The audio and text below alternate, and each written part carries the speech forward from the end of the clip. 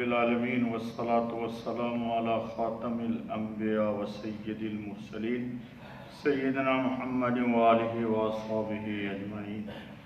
دوستو، کل تذکرہ چل رہا تھا ختم نبوت کا۔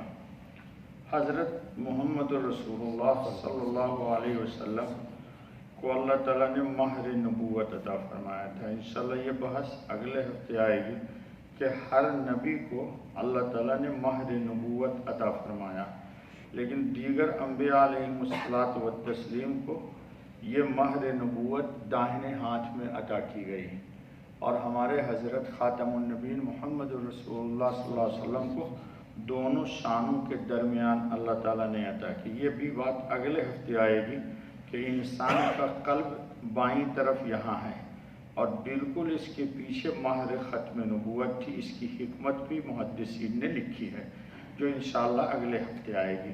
کل ہم نے آپ سے وعدہ کر لیا تھا کہ بحیرہ راہب نے نبی اکرم خاتم النبیین صلی اللہ علیہ وسلم کے لیے کہا تھا کہ انی عارفہ بخاتم النبوہ، کہ ہم حضور محمد الرسول اللہ خاتم النبیین صلی اللہ علیہ وسلم کو مہر نبوت سے پہچانتے ہیں۔ ذرا سنیے، آپ کا سن مبارک یعنی آپ کی عمر جب 12 سال کا پہنچ گئی تو ابو طالب نے قریش کے قافلے تجارت کے ساتھ شام کا ارادہ کیا۔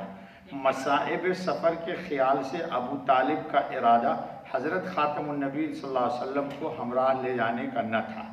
عین روانگی کے وقت حضرت خاتم النبی صلی اللہ علیہ وسلم کے چہرے مبارک پر حزن و ملال کے آثار دیکھے، اس لیے ابو طالب نے آپ کو اپنے ہمراہ لے لیا۔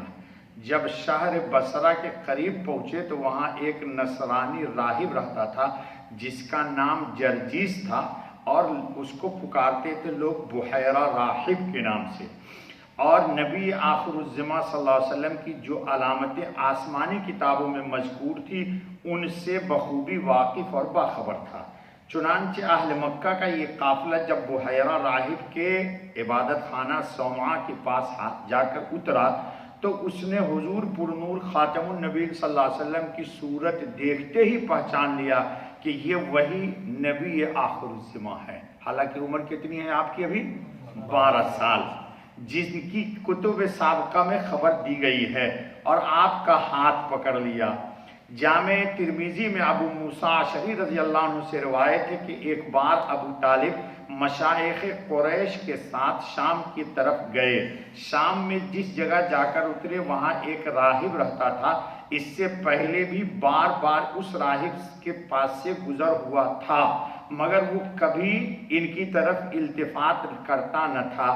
اس مرتبہ قریش کا کاروان تجارت جب وہاں جا کر اترا تو راہب خلاف معمول اپنے صومعہ سے نکل کر ان میں آیا اور تجسس کی نظروں سے ایک ایک کو دیکھنے لگا، سب کی شکل و صورت دیکھنے لگا، یہاں تک کہ حضور اکرم خاتم النبی صلی اللہ علیہ وسلم کا ہاتھ اس نے پکڑ لیا کہ یہ خاتم النبیین ہے، اور آپ کی عمر ابھی 12 سال ہے۔ اللہ اکبر! اور کیا کہا؟ ھذا سید العالمین، ھذا رسول اللہ رب العالمین یبعثہ اللہ رحمۃ للعالمین، یہی ہے سردار دو جہان کا، یہی ہے رسول پروردگار عالم کا، جس کو اللہ جہانوں کے لیے رحمت بنا کر بھیجے گا۔ سرداران قریش نے اس راہب سے کہا کہ آپ کو یہ کیسے معلوم ہوا؟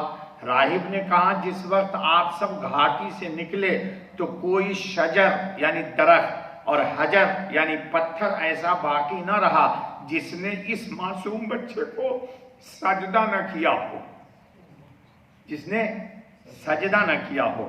شجر اور حجر نبی ہی کے لیے سجدہ کرتے، مولانا یاد رکھیے، انبیاء کی خصوصیت میں یہ ہے کہ شجر و حجر بھی اس کو سلام بھی کرتے ہیں، جلال الدین سیوطی نے لکھا ہے جی۔ اور علاوہ ازیں میں آپ کو مہر نبوت سے بھی پہچانتا ہوں، جو سیب کے مشابہ آپ کے شانے کے نیچے واقع ہے۔ راہب یہ کہہ کر واپس ہو گیا، اور فقط ایک آپ خاتم النبی صلی اللہ علیہ وسلم کی وجہ سے تمام قافلہ کے لیے کھانا تیار کرایا۔ کھانے کے لیے سب حاضر ہوئے تو حضرت محمد الرسول اللہ خاتم النبی صلی اللہ علیہ وسلم موجود نہ تھے۔ راہب نے دریافت کیا کہ آپ کہاں ہیں؟ معلوم ہوا کہ اونٹ چرانے گئے ہوئے ہیں، آدمی بھیج کر آپ کو بلایا، جس وقت آپ تشریف لائے تو ایک ابر یعنی بادل آپ پر سایہ کیے ہوئے تھا، سایہ چلتا تھا ساتھ ساتھ حضور کے۔ جب آپ اپنی قوم کے قریب پہنچے تو دیکھا کہ لوگ آپ سے پہلے درخت کے سایہ میں جگہ لے کر بیٹھ چکے ہیں، اب کوئی جگہ سایہ کی باقی نہ رہی۔ حضرت محمد الرسول اللہ خاتم النبیین صلی اللہ علیہ وسلم ایک جانب کو بیٹھ گئے، بیٹھتے ہی درخت کا سایہ آپ کی طرف جھک گیا، جہاں سایہ نہیں تھا حضور وہیں بیٹھ گئے، سایہ ادھر ہی جھک گیا۔ راہب نے کہا کہ درخت کے سایہ کو دیکھو کہ کس طرح آپ کی طرف مائل ہے، اور کھڑے ہو کر لوگوں کو قسمیں دینے لگا اور یہ کہا کہ آپ لوگ ان کو روم کی طرف نہ لے جائیں۔ رومی دشمن تھے، آج بھی ہیں۔ رومی اگر ان کو دیکھ لیں گے تو آپ کی صفات اور علامات سے آپ کو پہچان کر قتل کر ڈالیں گے۔ اثناء کلام میں اچانک اور یکایک جو راہب کی نظر پڑی تو دیکھا کہ روم کے 7 آدمی کسی کی تلاش میں اسی طرف آ رہے ہیں۔ راہب نے پوچھا تم کس لیے نکلے ہو؟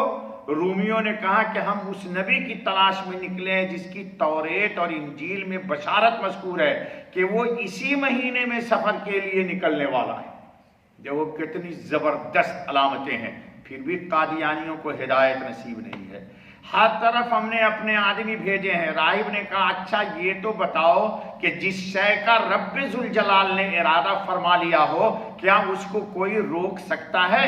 رومیوں نے کہا نہیں۔ اس کے بعد رومیوں نے بحیرہ راہب سے عہد لیا کہ ہم اب اس نبی کو در پہ آزار نہ ہوں گے، اور یہ 7 رومی وہی بحیرہ راہب کے پاس ٹھہر گئے، کیونکہ جس مقصد کے لیے نکلے تھے وہ خیال ہی بدل گیا، اس لیے اب واپسی کو خلاف مصلحت سمجھ کر بحیرہ راہب کے پاس ٹھہر گئے۔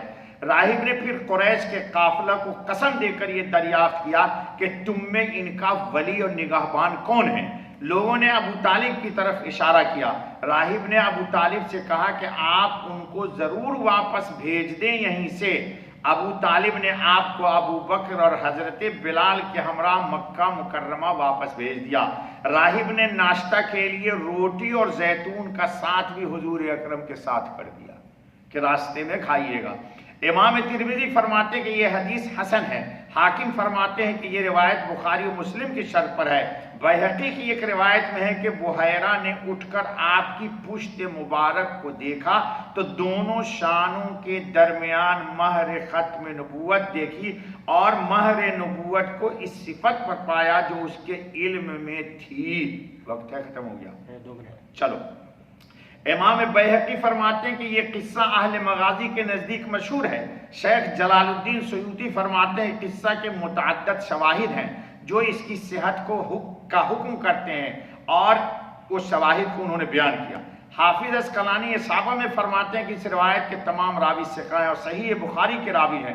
عبد الرحمن بن غزوان روات بخاری میں سے ہیں۔ ائمہ حدیث اور حفاظ کی ایک جماعت نے عبد الرحمن کو ثقہ بتایا ہے۔ بہرحال حضرت خاتم النبیین صلی اللہ علیہ وسلم کو حضرت بلال اور حضرت ابو بکر کے ساتھ بھیجنے کا واقعہ ذکر کیا ہے۔ تو یہ جو مہر نبوت تھی یہ صرف آپ کو پشت کے درمیان عطا کی گئی، یہ بھی آپ کی ایک خصوصیت ہے۔ بقیہ انبیاء کو مہر نبوت کہاں دی گئی؟ ہاتھ میں دی گئی۔ ہو گیا بھائی؟ سبحان اللہ و بحمدہ، سبحان اللہ العظیم، سبحانک اللہم و بحمدک، اشہد ان لا الہ الا انت استغفرک و اتوب الیک۔